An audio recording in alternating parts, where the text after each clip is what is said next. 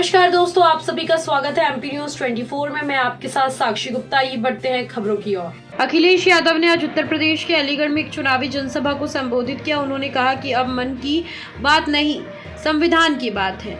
NCRB का आंकड़ा बताता है कि 1 लाख किसानों ने आत्महत्या कर ली।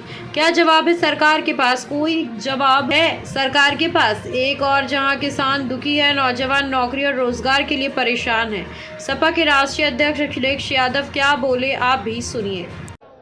कि जब कोरोना था, जब सब कुछ बंद हो गया, अगर कोई खेतों पे जाकर के अन्न पैदा कर रहा था तो वो हमारे किसान और हमारे किसान के बेटे जाकर के अन्न पैदा कर रहे थे। और न केवल हमें आपको पेट भरने के लिए अन्न पैदा किया, बल्कि इस देश की अर्थव्यवस्था बचाने का भी काम किया। ये लोग धोखे से काले कानून लाए थे। हमारे किसान जानते होंगे, पूरे प्रदेश और देश के किसान दिल्ली जाकर के इस सरकार के खिलाफ खड़े हो गए। इन्होंने कीलें लगवाई, दीवारें खड़ी की, पुलिस लगा दी, ट्रैक्टर को डीजल नहीं भरने दिया, लेकिन हमारे किसानों ने परवाह नहीं की और वो दिल्ली जाकर के खड़े रहे। हजारों शहीद हो गए, लेकिन तभी लौटे जब किसानों के तीनों काले कानून वापस ले लिए सरकार ने। आज मैं आपसे पूछना चाहता हूं, यही सरकार है जिसने कहा था हम किसानों की आय दोगुनी कर देंगे। अभी आप लोग गेहूं काट करके गेहूं बाजार ले गए होंगे। क्या सरकार ने आपकी लागत और हमारे किसानों को जो लाभ मिलना चाहिए था, क्या लाभ मिल गया किसानों को? लागत के हिसाब से क्या हमारे किसानों की आय दोगुनी हो गई?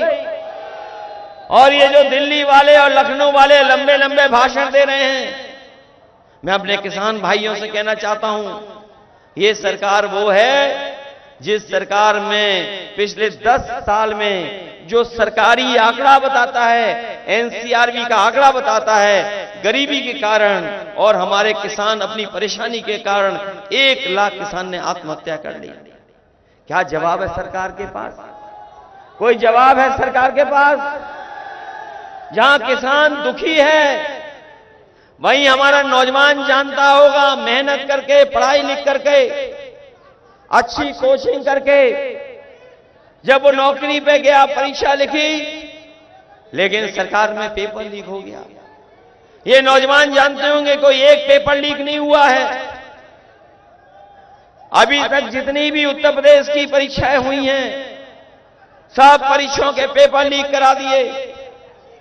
और पुलिस भर्ती को लेकर के जब हमारे नौजवान तैयारी कर करके गए, उन्हें लगा कि उनका भविष्य बन जाएगा, उन्हें नौकरी मिल जाएगी सरकारी। सरकार ने भरोसा दिलाया कि हमने पूरा इंतजाम किया है सुरक्षा का, कोई पेपर लीक नहीं होगा। लेकिन जब नौजवान परीक्षा दे करके घर लौटे, उन्हें पता लगा कि पेपर लीक हो गया है। कुछ लोगों को पेपर पहले ही मिल गया था, सरकार घबरा गई। अगर लाखों नौजवानों को 100 में से 100 नंबर मिल गए, पूरे के पूरे नंबर मिल गए, तो कैसे नौजवानों को नौकरी देंगे? इस घबराहट के कारण वो नौजवान चाहता था कि परीक्षा कैंसिल हो, इनका पेपर लीक हुआ, परीक्षा कैंसिल हो गई। सोचिए नौजवान साथियों, आपका 1/3 जीवन इस सरकार ने बर्बाद किया है। बताओ, 1/3 जीवन इस सरकार में बर्बाद हो गया, आपका कि नहीं बर्बाद हो गया? आपका जीवन से खिलवाड़ करने का काम अगर कोई कर रहा तो ये सरकार कर रही है। इनकी नियत नहीं है नौकरी देने की, और अगर नियत नौकरी की होती तो बताओ, अग्निवीर जैसी व्यवस्था लागू करती है सरकार। ये अग्निवीर व्यवस्था क्या है? आधी अधूरी है नौकरी। ये कोई पक्की नौकरी नहीं है। हमारा नौजवान पक्की नौकरी चाहता है और पक्की नौकरी कर करके देश की रक्षा करना चाहता है, वर्दी पहन करके सम्मान के साथ जीना चाहता है। लेकिन ये सरकार अग्निवीर जैसी व्यवस्था ला करके हमारे नौजवानों का भविष्य छीनने का काम कर रही है। मैं अपने नौजवानों को कह के जा रहा हूं, समाजवादी पार्टी और इंडिया गठबंधन ने तय कर लिया है, हमारे नौजवानों ने जो खोया है केवल खोई नहीं है नौकरी। मैंने पहले भी कहा 1/3 जीवन बर्बाद किया है। मैं अपने नौजवानों से कहना चाहता हूं, जो फौज की भर्ती में जाना चाहते थे और सम्मान की नौकरी करना चाहते थे, इंडिया गठबंधन और समाजवादियों की सरकार बनेगी। पहले जैसी नौकरी, पक्की नौकरी देने का काम भी समाजवादी और इंडिया गठबंधन करने का काम करेगा। ये हमारे नौजवान और किसान जब ठान लें,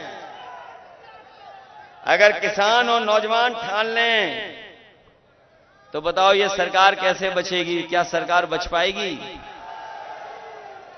याद कीजिए, जब पहली बार अलीगढ़ में समाजवादी सरकार में हम लोग आए थे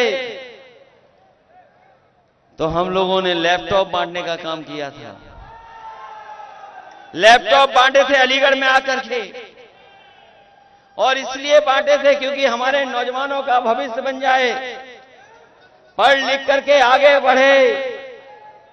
और ऐसे लैपटॉप दिए कि आज 7 साल बाद भी जिसके घर परिवार में होगा, वो अगर चलाता होगा तो बताओ हमारी और नेताजी की फोटो दिखाई देती है कि नहीं दिखाई देती है? 7 साल बाद भी चल रहा है। और मैं अभी कहना चाहता हूं, अभी कुछ दिन पहले प्रधानमंत्री और बिल गेट्स वापस में बैठ करके बातचीत कर रहे थे, और आपने अखबार में पढ़ा होगा कि अमेरिका के जो उद्योगपति आए थे उन्होंने कहा कि अगर हमें डिजिटल डिवाइड के लिए कोई भी फैसला लेना पड़ेगा उसमें हम भारत सरकार का सहयोग करेंगे। और जब मैंने वो खबर पढ़ी और उसके बाद हमारे किसी साथी ने बताया कि जो लैपटॉप आपने बांटा, आज अमेरिका में कई स्टेट में, कई शहरों में लैपटॉप बांटा जा रहा है। सोचो, समाजवादियों ने 7 साल पहले बांटा था और आज अमेरिका में भी बांटा जा रहा है। अगर बच्चों को, उनके भविष्य को बनाने के लिए, पढ़ाई लिखाई में आगे बढ़ने के लिए, दुनिया से जुड़ने के लिए अगर सबसे बड़ा काम अगर किसी ने किया था तो समाजवादियों ने लैपटॉप बांट करके दिखाया था। उसकी भी नकल की, इस सरकार ने नकल कर ली उसकी भी। हम लोगों ने इतना बड़ा लैपटॉप दिया, हमारे मुख्यमंत्री ने इतना छोटा दे दिया कुछ, और उंगली घिसते रहिए, चलेगा कि नहीं चलेगा इसका कोई भरोसा नहीं है। आपको याद होगा, यहां पर बिजली का कारखाना सबसे बड़ा किसी ने लगाया तो समाजवादियों ने लगाया। हरदोगंज में 660 सुपर क्रिटिकल प्लांट, हम लोग तो नाम भी ले लेते हैं। जब यहां पर बीजेपी के लोग आए तो मुझे लगा कि इस बिजली के कारखाने का नाम लिया जाएगा और समाजवादियों को धन्यवाद दिया जाएगा, लेकिन न नाम लिया न धन्यवाद दिया। हमें खुशी है इस बात की, जो समाजवादी सरकार में बिजली का कारखाना लगा था, न केवल उत्तर प्रदेश में आम लोगों को बिजली दे रहा है, वो जो कारखाना लगा है न जाने हजारों नौजवानों को और मिलकर के कुल मिलाकर के हजारों लोगों को नौकरी मिली है। और जो आज 24 घंटे बिजली मिल रही है, अगर सबसे बड़ा योगदान, सबसे ज्यादा सब स्टेशन बनाने का और बिजली कारखाने का लगाने का अगर किसी ने फैसला लिया था तो समाजवादियों ने लिया।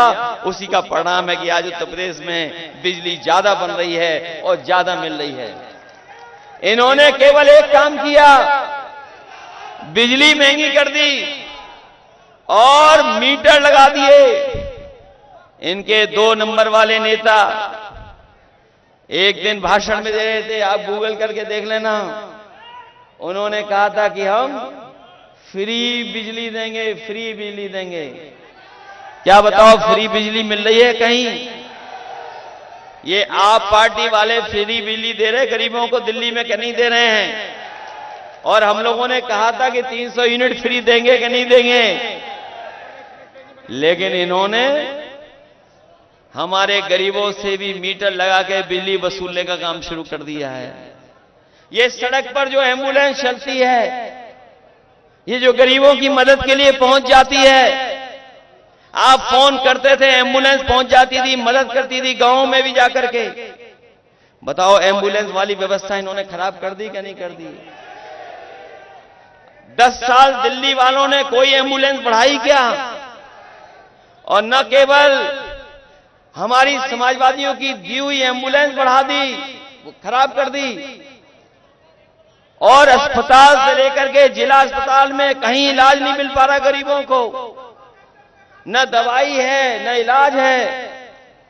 और अगर कोई गरीब पहुंच भी जाता है तो उसे सीधा सीधा कह देते हैं जाओ प्राइवेट अस्पताल में वहीं इलाज कराओ, सरकारी अस्पताल में कोई इलाज नहीं है। ये दुर्दशा पैदा की है। और न केवल ये, बल्कि पुलिस के लिए हम लोगों ने 100 नंबर एक अच्छी व्यवस्था दी थी। हमारे पुराने लोग जानते होंगे, थाने में अगर जाते थे तो कोई पुलिस पर गाड़ी नहीं होती थी। किसी को पकड़ने के लिए जो आता था शिकायत, उसी से डीजल पेट्रोल भरवा लेते थे, तब जाकर के उनकी गाड़ी चलती थी। वही 100 नंबर 112 कर दिया। और हमारे पुलिस भाइयों को लगा कि 100 से 112 तो हमारा भी रेट बढ़ जाना चाहिए। सरकार ने 100 से 112 किया, लेकिन हमारे पुलिस के भाई लोग भी कुछ अपना रेट बढ़ाए हुए हैं। बताओ, रेट बढ़ा हुआ है कि नहीं बढ़ा हुआ है? और ये लोग कभी कभी गुस्सा करते हैं, कभी कभी गुस्सा करते हैं, लेकिन इनको पता होना चाहिए जिस तरीके से